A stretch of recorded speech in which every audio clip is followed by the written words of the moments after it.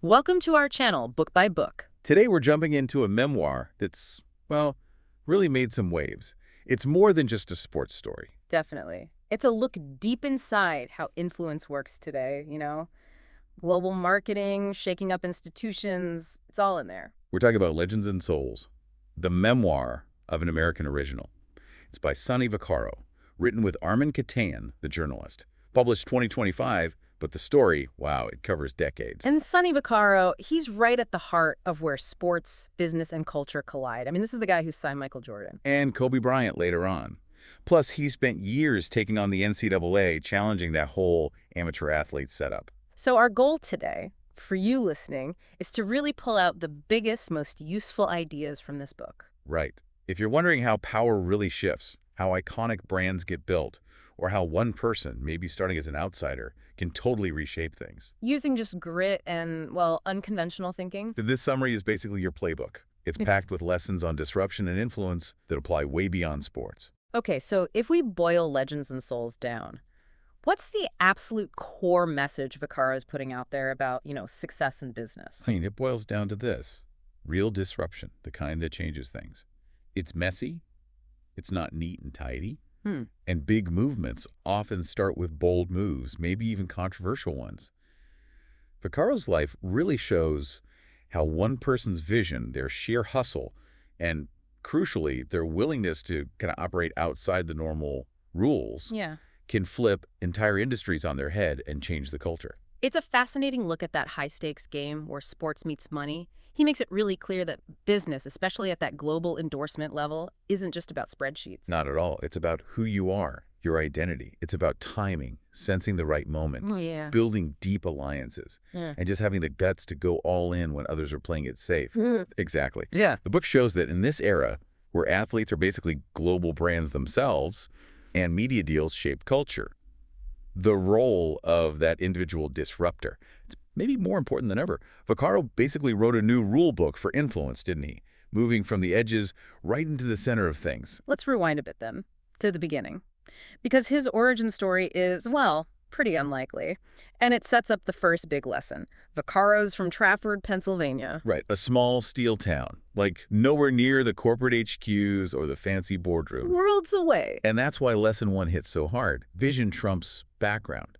It's fundamental to his whole story. He didn't just climb the ladder. No, he built his own way up the side. He had this vision connecting high school basketball talent, the really raw talent, directly with big brands. That was a stage nobody else was even looking at then. That's a key point. Back then, brands were all about the established pros, right? Or maybe top college teams. Totally. That's where the money went. Vaccaro looked earlier in the pipeline.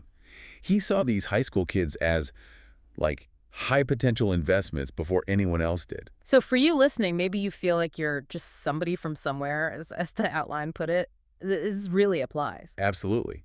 His story proves that what you see, what you chase, finding that unmet need, like young talent sponsorship that matters way more than where you started or what your resume looks like, his insight gave him incredible leverage. What was the pushback like when he started? What was the accepted way of doing things he had to fight? Well, the status quo, especially at Nike where he first landed, was very much track and field. Runners, Olympic stars. Ah, right, Nike's roots. Exactly. They were pretty hesitant about sinking big money into basketball. They didn't see the global potential back then, not like track. So Vaccaro had to really fight just to get them to listen.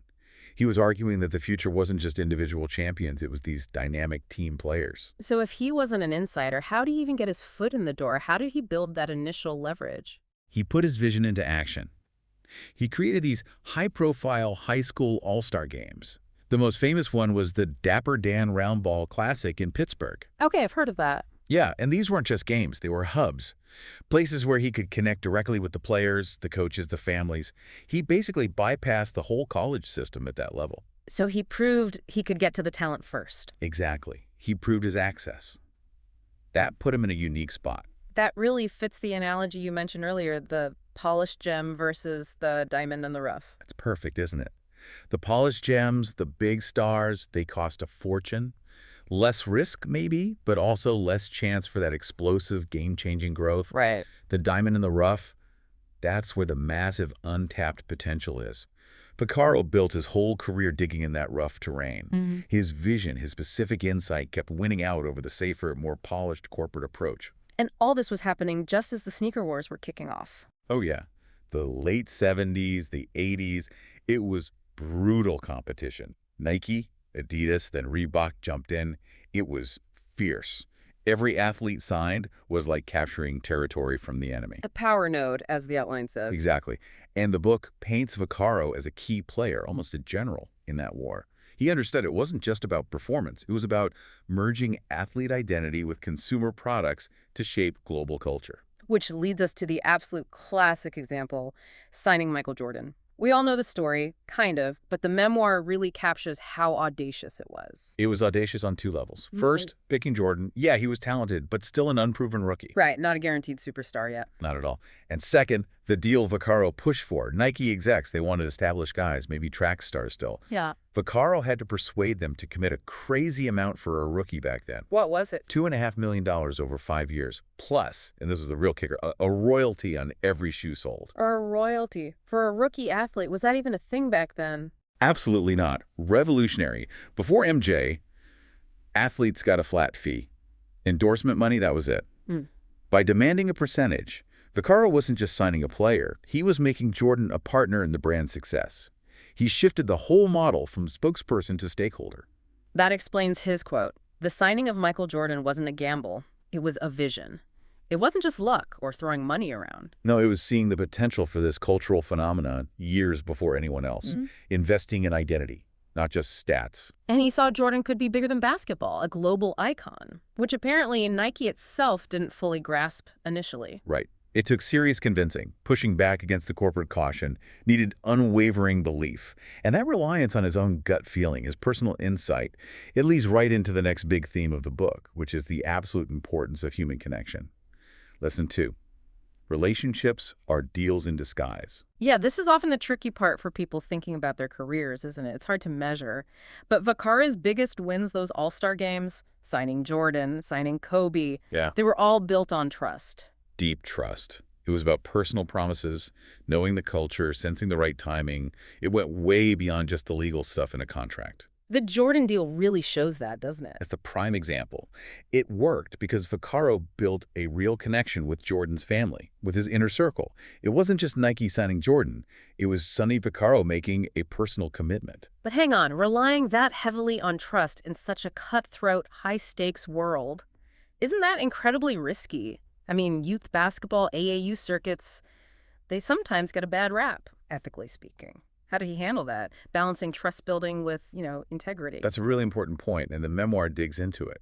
For him, trust meant loyalty, commitment to the players, their families, the coaches. He promised them respect, promised they'd be taken care of, compensated fairly.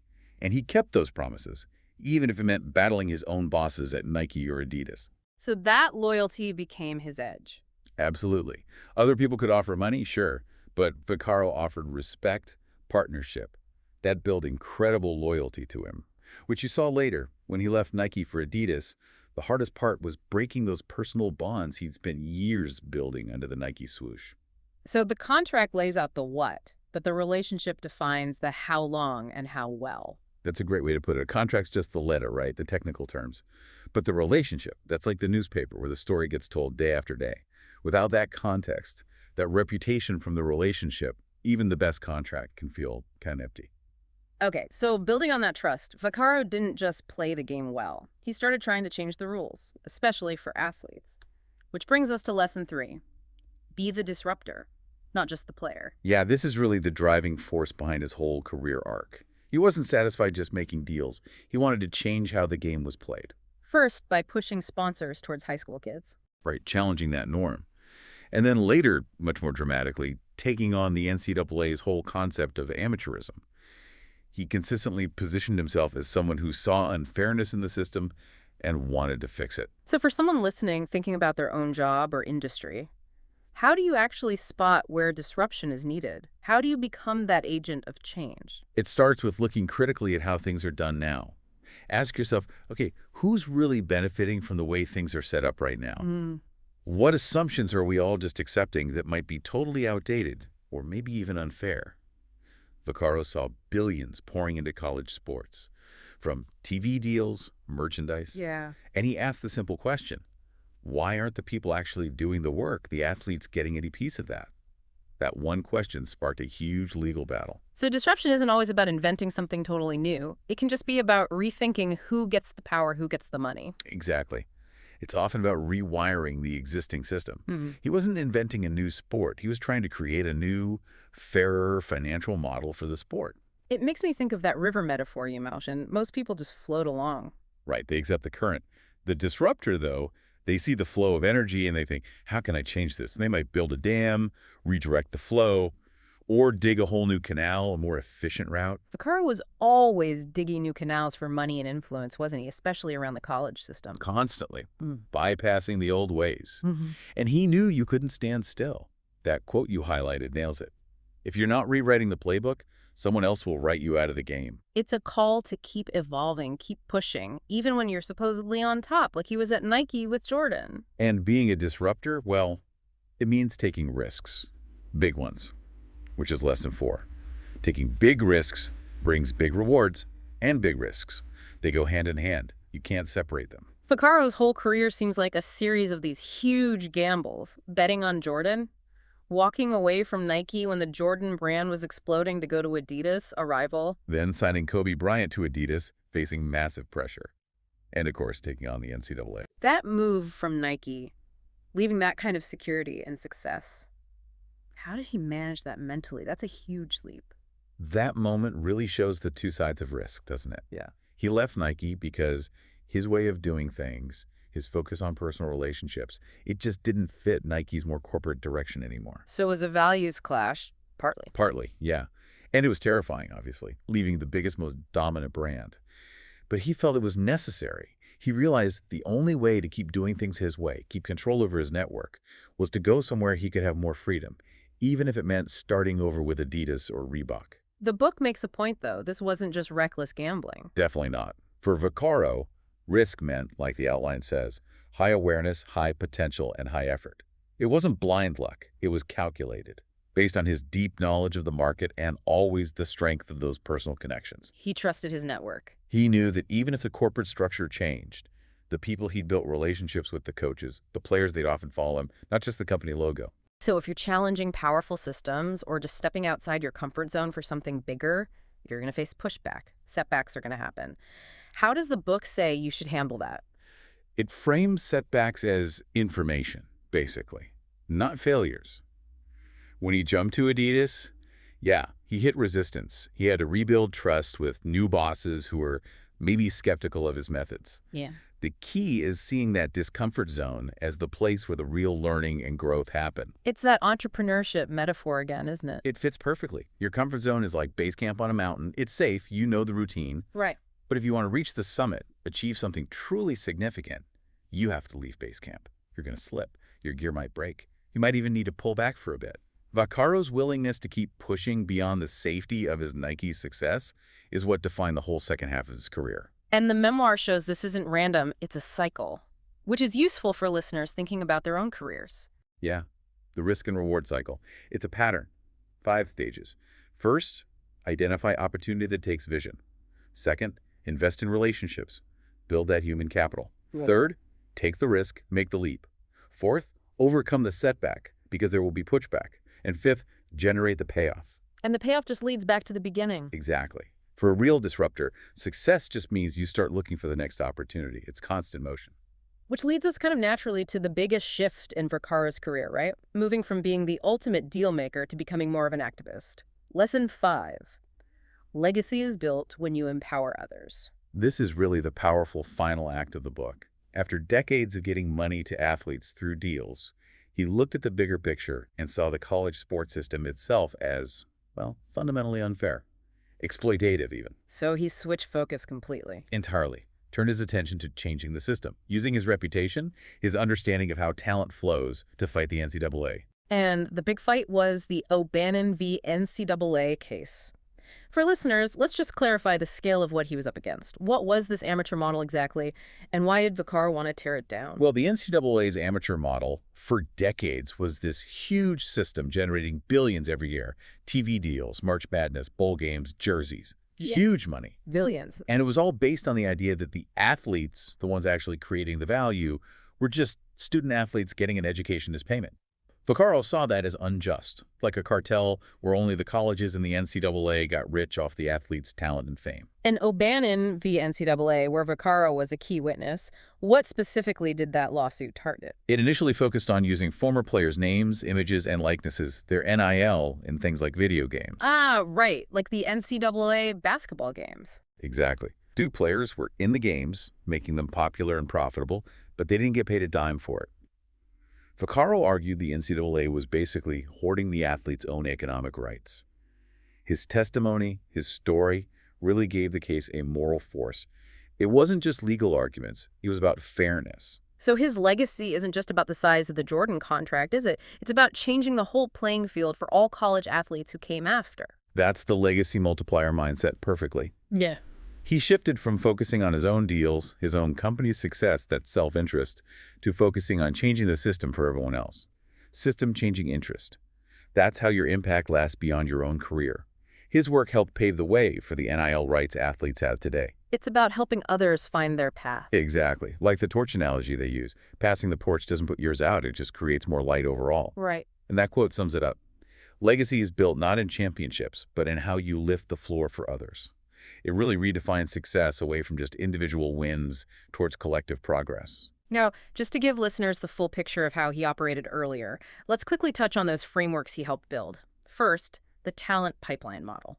Right. Vaccaro was one of the first to really map out how modern sports talent flows.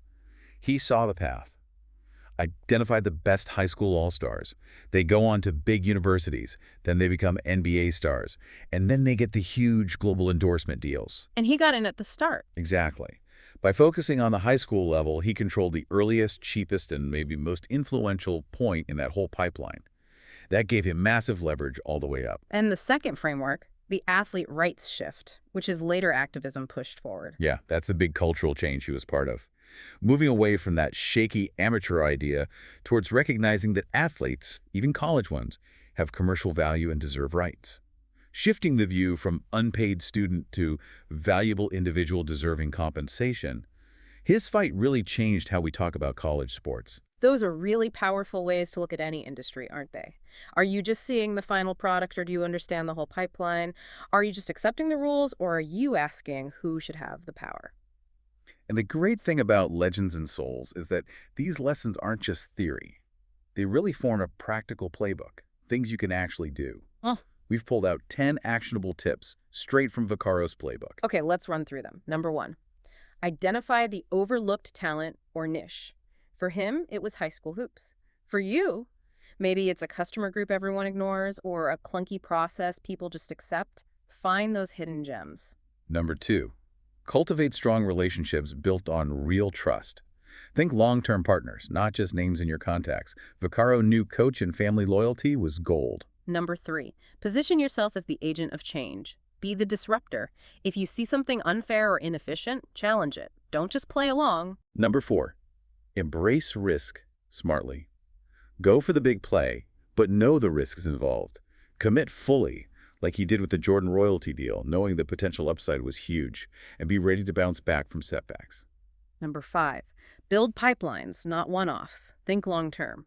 His high school focus created a steady flow, way more impactful than just one big deal. Number 6, focus on empowerment. How can what you do lift others up? That's the shift from just success to real legacy. Number 7, know the business beyond the product. Vaccaro got basketball, sure, but he also understood branding, culture, the money side, the politics. Look beyond the surface in your own field. Number 8, stay radically adaptable. Things change. Companies shift strategy. Rules change. You have to adapt quickly. Don't get stuck on past wins. Number 9, champion rights and values. Make choices that align with fairness and integrity, whether it's fighting for fair pay or challenging a flawed system. And number 10, think legacy, not shortcuts. How will your work change things for the better in the long run? Measure success by lasting impact, not just quick wins. That's a powerful playbook. It really takes you from having a vision right through to making a lasting impact. Okay, let's zoom out one last time. What are those core pillars from Vaccaro's story? The big five. I'd say vision seeing past your starting point. Relationships, the bedrock of every major move. Disruption, actively challenging the status quo. Risk, embracing it with commitment and awareness. Hmm.